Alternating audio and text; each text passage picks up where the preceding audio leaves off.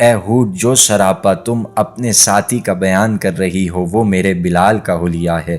ایک عاشق رسول کا سراپا، ایک وفادار اور ایک گوہر نیاب کو پا کر اپنی کم نصیبی کا شکوہ کر رہی ہو۔ تجھے معلوم نہیں بلال میرا عاشق ہے، میں نے اسے اپنی پلکوں کے سائے میں جگہ دی ہے۔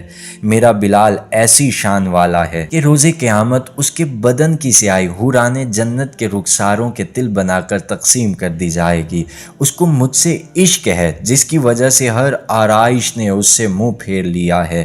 حضور نے فرمایا اے حور اپنے حسن و جمال پر اتنا غرور نہ کر، شاید قیامت کے دن وہ خود تم کو قبول نہ کرے۔ حضور کا فرمان سن کر حور کانپنے لگی اور عرض کی یا رسول اللہ میں بے خبر تھی اپنے ساتھی کی فضیلت سے، مجھے معاف کر دیجئے کہ اب سے میں اللہ سے دعا کروں گی کہ بلال مجھے اپنے ساتھی کے روپ میں قبول کر لے۔